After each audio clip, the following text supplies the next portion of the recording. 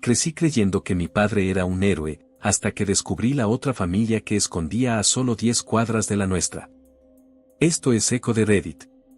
Si alguna vez pensaste que tu familia era complicada, espera a conocer la mía. Porque a veces, lo que no sabemos puede destruir lo que más amamos. Lo que estás a punto de escuchar es real, y me costó años poder contarlo. Mi nombre es Elías. Y durante 27 años creí que mi familia era la definición perfecta de normalidad. Mi papá, Rubén, era uno de esos hombres que todos los vecinos saludaban con respeto. Arreglaba bicicletas, ayudaba a los viejitos a cruzar la calle, nunca llegaba tarde a una reunión escolar. Era el papá que todos querían tener. El que te enseñaba a pescar, a cambiar una llanta, a preparar un asado. Yo lo admiraba. Lo veía como un superhéroe de carne y hueso. Mi mamá, Lucía, era reservada. Amable, sí, pero siempre parecía vivir en su propio mundo. Sonreía poco. Cocinaba bien. Y lloraba en silencio cuando pensaba que yo no la veía. Éramos 3. Una familia pequeña. Tranquila. O eso pensaba yo. Hasta que mi padre murió en un accidente de tránsito. Tenía 59 años. Iba manejando de regreso a casa. Llovía. Dicen que perdió el control del auto. Murió en el acto. No hubo tiempo para despedidas. Fue devastador. Para todos. Pero lo que pasó después fue mucho peor. 2 días después del entierro, mamá recibió una llamada. Yo estaba en casa, con ella. Escuché cómo su rostro se desfiguraba al escuchar una voz al otro lado del teléfono. No dijo mucho. Solo un sí tembloroso y un no puede ser. Luego colgó. Pensé que era una reacción normal al duelo. Hasta que, esa misma noche, salió sin decir a dónde iba. Volvió después de 3 horas, y no volvió sola. Traía consigo a una mujer. De unos 50. Y a una chica. Una adolescente de unos 16 años. Ninguna de las dos me era familiar. Pero la mujer me miró con unos ojos que no voy a olvidar nunca. No eran ojos de extraña. Eran ojos de vergüenza. Y mamá, con la voz más quebrada que le escuché en la vida, me dijo: ellas también son familia. Y mi mundo colapsó. Me costó varios segundos entender lo que estaba diciendo mi madre. Estaba tan en shock que no pude pronunciar palabra. La mujer que tenía frente a mí, la que supuestamente también era familia, se llamaba Teresa. La adolescente se llamaba Abril. Y según mamá, eran la otra familia de mi padre. Teresa fue la primera en hablar. Me explicó, con una voz calmada pero tensa, que ella y papá se conocían desde hacía más de 20 años. Que habían tenido una relación que nunca se cortó, a pesar de los años. Que él la veía varias veces por semana. Que Abril era su hija. Mi hermana. Mi hermana. Sentí que me faltaba el aire. Que todo lo que sabía de mi vida se había roto de golpe. Miré a mamá, buscando una reacción, un gesto, algo que negara todo eso. Pero ella no lloraba. No discutía. Solo estaba allí, sentada, como si esa revelación la estuviera matando por dentro, pero ya lo supiera desde hacía años. Me levanté, caminé hacia mi cuarto, cerré la puerta con llave y no salí en toda la noche. Cuando desperté, Teresa y Abril ya no estaban. Mamá estaba sentada en la cocina, fumando, con los ojos rojos pero secos. Me preparó café. No hablamos durante un rato. Después, sin mirarme, me dijo: no te mentí, Elías. Solo omití una verdad que yo tampoco supe hasta que ya era demasiado tarde. No supe qué responder. Durante años la imagen de papá como un hombre ejemplar había sido una parte fundamental de mi identidad. Y ahora estaba frente a la cruda realidad, había tenido una doble vida. Y ni mi madre ni yo éramos su único hogar. Me encerré en mi mundo durante semanas. Decliné trabajos, ignoré mensajes, y me dediqué a revisar fotos antiguas, videos familiares, cualquier pista que me dijera que todo eso no podía ser real. Pero mientras más miraba, más notaba las ausencias de papá. Los fines de semana que trabajaba, las llamadas misteriosas que cortaba cuando yo entraba a la habitación, las discusiones con mamá que no entendía. Todo había estado ahí. Solo que yo no lo había querido ver. Un día, revisando el altillo de la casa, encontré una caja que lo cambió todo. Dentro había documentos, recibos de transferencias, fotos viejas con Teresa y Abril en la playa, y cartas. Cartas que él había escrito a ambas familias. Algunas para mamá. Otras para Teresa. Eran cartas de amor, de culpa, de promesas que nunca cumplió. Una de ellas estaba dirigida a mí. Para Elías. Cuando ya no esté. Mis manos temblaban cuando la abrí. Era una carta escrita a mano, con su caligrafía firme y elegante. Querido hijo. Si estás leyendo esto, es porque ya no estoy en este mundo. Hay muchas cosas que debería haberte dicho en vida, pero fui cobarde. Fui egoísta. Y quise tenerlo todo sin renunciar a nada. No quiero justificarme, pero necesito que sepas que nunca dejé de amarte. Nunca dejé de amarlos. Ni a vos, ni a tu madre. Pero también quise ser padre de Abril. Y esposo para Teresa. Nunca encontré la manera de hacerlo sin destruir algo. Me odié por eso cada día. Pero fui débil. Lo siento, hijo. Ojalá puedas perdonarme algún día. La leí unas 10 veces. Cada palabra era una puñalada distinta. Pero lo que más me destruyó fue esa frase final, ojalá puedas perdonarme. ¿Perdonarle? No sabía cómo. Ni siquiera sabía quién era ese hombre que nos dejó 2 vidas a medias. En los días que siguieron, empecé a recibir mensajes. Primero de Teresa. Luego de Abril. Al principio los ignoré. Pero Abril insistía. Me decía que no era su culpa. Que también estaba destruida. Que necesitaba saber de mí. Que quería conocerme. Y algo en mí empezó a quebrarse. Abril no tenía la culpa de nada. Era apenas una adolescente. Y de algún modo, era mi hermana. Nos reunimos por primera vez en un parque. Ella estaba nerviosa. Yo también. Pero hablamos. De papá. De nuestra infancia. De cómo cada uno había vivido una versión distinta del mismo hombre.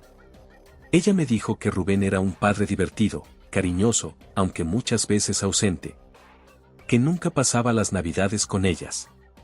Que siempre ponía excusas. Que a veces desaparecía durante días. Pero que cuando estaba, era el mejor. Yo le dije que para mí, era un ejemplo. Hasta que dejó de serlo. Fue una conversación larga. Dolorosa. Pero sincera. Con el tiempo, empezamos a vernos más seguido. Mamá no decía nada, pero yo notaba que algo en ella también empezaba a cambiar. Su tristeza era distinta. Como si al fin se hubiera quitado un peso de encima. Una noche, mientras lavábamos los platos, me dijo algo que nunca voy a olvidar. Lo odié por años. Pero también lo amé como a nadie. Y a veces, esas dos cosas van juntas. Aunque no quieras. Nunca vi a mi madre tan humana como en ese momento. Y entendí algo. Papá no fue un monstruo. Tampoco un héroe. Fue un hombre roto, cobarde, pero lleno de amor. Un amor mal repartido. Un amor mal decidido. Lo perdoné. No de golpe. No del todo. Pero comencé a hacerlo. Y acepté a Abril como parte de mi vida. No por él. Sino por ella. Porque no tenía que pagar por los errores de otros. Hoy, 4 años después, todavía duele. Todavía me cuesta mirar algunas fotos. Todavía tengo preguntas sin respuesta. Pero ya no vivo en el pasado. Mi familia no es la que creía tener. Pero sigue siendo mía. La relación con Abril se volvió una rutina rara. Nos veíamos una vez por semana, a veces más. Compartíamos café, caminatas, charlas incómodas pero necesarias. Era como conocer a un reflejo que había vivido en un universo paralelo. Tenía cosas de papá. su manera de mirar. Ese gesto de fruncir la frente cuando pensaba. Pero también cosas que no entendía. Gustos distintos, reacciones que me descolocaban. No éramos hermanos de infancia, sino extraños aprendiendo a serlo. Una tarde, mientras caminábamos por el cementerio, sí, fuimos a ver la tumba juntos, porque ella también necesitaba eso, me preguntó algo que me dejó helado. ¿Crees que papá fue capaz de hacer algo peor? Le pregunté qué quería decir. Pensé que hablaba de infidelidad. De otras mujeres. Pero no. Mi mamá, dijo en voz baja, a veces insinuaba que él se metió en cosas raras. Plata que aparecía sin explicación. Amigos con caras peligrosas. Gente que venía y hablaba en voz baja, en la puerta. Cosas que yo no entendía de chica, pero ahora me hacen ruido. Eso era nuevo. Yo no tenía esa imagen. Para mí, papá era un simple técnico, un tipo de barrio. Pero cuando me dijo eso, empecé a recordar ciertas cosas. Recibos de dinero en dólares. Relojes caros que no usaba. Un cajón con cerradura que nunca me dejó tocar. Volví a casa con la cabeza ardiendo. Esa misma noche, fui al altillo de nuevo. Busqué la caja de papá. Esta vez la vacié entera. Entre los papeles había algo que nunca había visto, un sobre negro. Sin remitente. Solo una palabra, no. Lo abrí. Adentro había fotos. Muchas. De él. De Teresa. De otros hombres. Reuniones. Autos con patente extranjera. Gente armada. Y una lista. Una hoja escrita a máquina, con nombres, fechas, montos. No entendí nada al principio. Pero había nombres que reconocí, el dueño de un taller de la zona que había desaparecido misteriosamente. Un policía local que fue arrestado años atrás por corrupción. Un abogado que vivía en la esquina. Papá conocía a todos. Y los había anotado. Como si llevara un registro. ¿Era parte de eso? ¿O los vigilaba?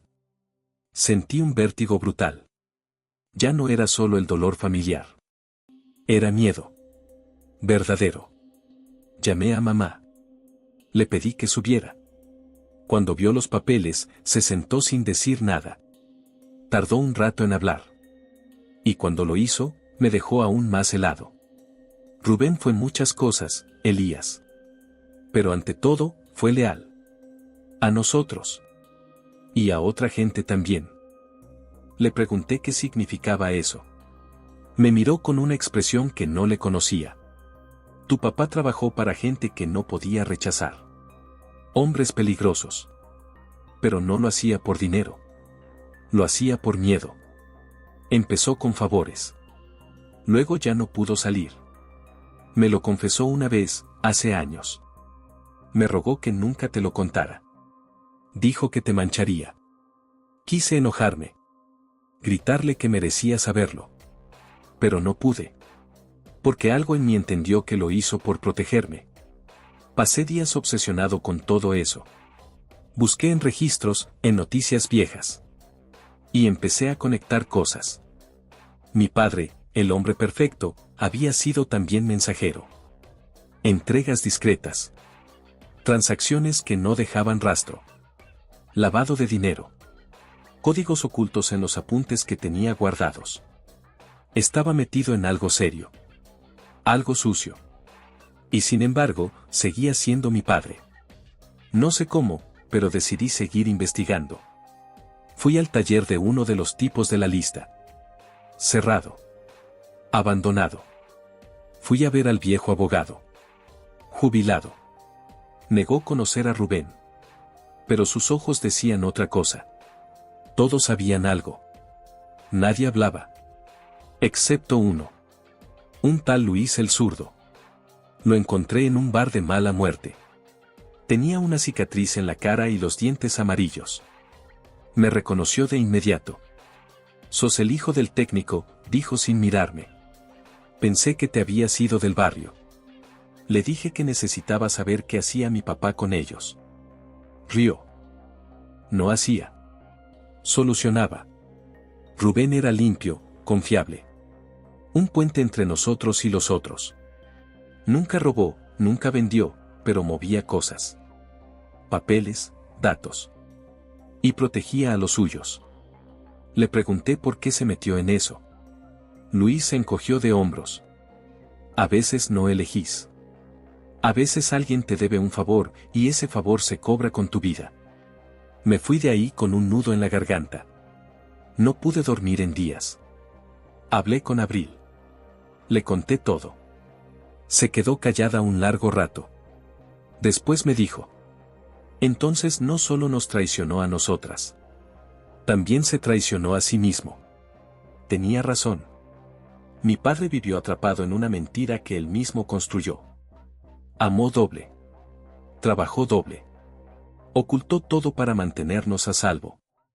Y sin embargo, no lo logró. Porque ese tipo de mentiras siempre encuentran la forma de salir a la luz. Pero también entendí algo más. No podía seguir viviendo como su sombra. Tenía que decidir quién quería ser yo. Corté con todo durante un tiempo. Dejé el barrio. Viajé. Trabajé en cosas simples. Releí sus cartas. Me reconcilié con el hecho de que uno puede amar profundamente a alguien y, aún así, cuestionar todo lo que hizo. Hoy, Abril y yo tenemos una relación real. No ideal. Pero real. No le decimos hermano o hermana cada 5 minutos. No fingimos una unión que no existe. Pero sabemos que compartimos una raíz, una herida común. Y mamá volvió a sonreír. Poco a poco. Dice que aprendió a vivir con la verdad. Que duele menos que la mentira. Yo, todavía lo estoy aprendiendo. Porque a veces, crecer es eso, descubrir que tus padres eran tan humanos como vos. Tan frágiles. Tan confundidos. Y que uno no hereda solo la sangre, también las preguntas. Rubén. Papá.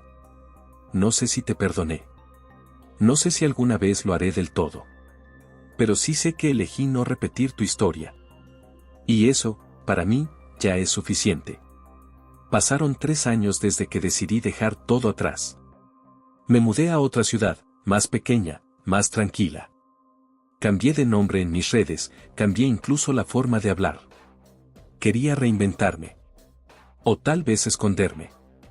Tenía trabajo estable, una rutina decente y llamadas esporádicas con Abril y mamá. Había encontrado una paz superficial. Pero como todo lo que no se sana, la verdad aún me seguía. Una mañana, mientras caminaba hacia el trabajo, recibí una llamada de un número desconocido. No contesté. Pero insistió. Y en la 4ª llamada, respondí. Una voz grave, pausada. ¿Habló con Elías? Le dije que sí, con desconfianza. No te asustes. No soy nadie peligroso. Pero creo que tengo algo que te pertenece. Pensé en cortar. Pero algo me lo impidió. Soy el notario de tu padre. Me detuve en seco. ¿Mi padre? Sí.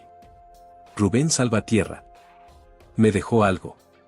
Un documento que solo debía entregarte 3 años después de su muerte. Le pedí la dirección. Dudé. Dudé muchísimo. Pero esa parte de mí que aún no había cerrado el círculo, no pudo evitarlo. Al día siguiente, me presenté en la oficina. Era un lugar viejo, lleno de papeles, con olor a humedad. El notario, un hombre de más de 70 años, me entregó una caja de madera con una llave pequeña. No sé qué contiene. Solo seguí sus instrucciones. Dijo que cuando estuvieras listo, sabrías qué hacer con esto. Tomé la caja y me fui. Tardé horas en abrirla. Cuando al fin lo hice, encontré 2 cosas. Una libreta negra y una grabadora de voz. Primero leí la libreta. Eran apuntes, pensamientos, fragmentos. Frases sueltas. Citas de libros. Reflexiones sobre el perdón, sobre la doble vida, sobre el miedo. Me impactó leer cosas como: ¿qué derecho tengo a ser amado por 2 familias si nunca supe amar bien a una sola? Él. ¿Es herencia el dolor que les dejo, o simplemente un eco de mis propios errores. Luego escuché la grabadora. Su voz. Firme. Con ese tono que solía tener cuando me hablaba serio, cuando quería que lo escuchara de verdad. Elías, si estás oyendo esto, es porque ya pasaron años. Porque necesitabas tiempo. Como yo. Y porque sé que tarde o temprano, ibas a querer la verdad completa. Respiró hondo antes de continuar. La verdad es que no solo te oculté a Abril, también a vos. No por quién sos, sino por quién fuiste antes. Me congelé. ¿Qué significaba eso? Cuando eras bebé, hubo un accidente. Nadie te lo contó. Estuviste hospitalizado durante semanas. Dijeron que no ibas a sobrevivir. Que tu cerebro estaba afectado. Que, si despertabas, no serías el mismo. Sentí un frío en el estómago. Pero despertaste. Y aunque eras distinto, eras vos. Mamá se negó a contarte. Yo también. Pensamos que era lo mejor. Pero ese momento nos rompió. Cambió todo. Me senté. Tuve que pausar la grabación. Accidente. Hospital. Cerebro afectado. ¿Eso explicaba mis lagunas? ¿Mis crisis de ansiedad? ¿Ese sentimiento de que algo en mí no encajaba del todo? Volví a reproducir la cinta. Desde entonces, juré protegerte. De todos. Incluso de mí mismo. Pero fallé. En tantas formas. Hubo una pausa larga. Escuché un suspiro, casi como si estuviera a punto de llorar. Vos sos mi mayor error, y mi mayor orgullo. No puedo pedirte que me perdones. Pero sí que no repitas mi destino. No vivas dividido. No ocultes quién sos. Ni a quién amás. Y si algún día tenés un hijo, contale todo. Incluso esto. Especialmente esto. El audio terminó ahí. Apagué la grabadora. Y lloré. No como antes. No por rabia. Lloré desde un lugar nuevo. Como si algo adentro finalmente se hubiera roto, para abrir espacio. Volví a buscar a mamá. Le conté todo. Le pregunté por el accidente. Me abrazó. Y me dijo que fue su mayor miedo, y su mayor vergüenza. Que durante años temió que yo recordara algo. Que me diera cuenta. No la juzgué. No podía. Ya no. Esa noche, hablé con Abril. Le conté todo. Ella lloró también. Dijo que ahora entendía por qué me sentía tan fuera de lugar siempre. ¿Por qué reaccionaba así a ciertas cosas? ¿Por qué había tanto enojo que no parecía tener origen? Finalmente, supe que ese enojo venía de no conocerme. No se trataba solo de Rubén. Se trataba de mí. De reconstruirme desde la verdad. Hoy, estoy escribiendo esta historia para dejarla grabada. Para que no se pierda.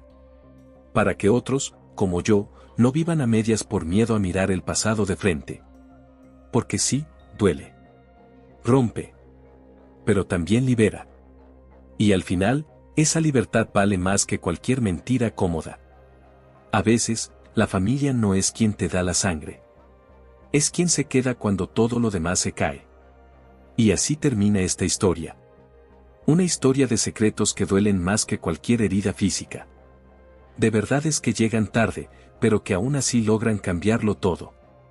Una historia que nos recuerda que, a veces, para sanar, primero hay que romperse. Gracias por haberte quedado hasta el final. Si esta historia te tocó, te hizo pensar o te conmovió, te invito a dejar tu comentario. Queremos leerte. Porque aquí, en Eco de Reddit, tu voz también importa. No olvides suscribirte para más historias reales, intensas, humanas. Nos vemos en el próximo video. Y recuerda. La verdad siempre encuentra su eco.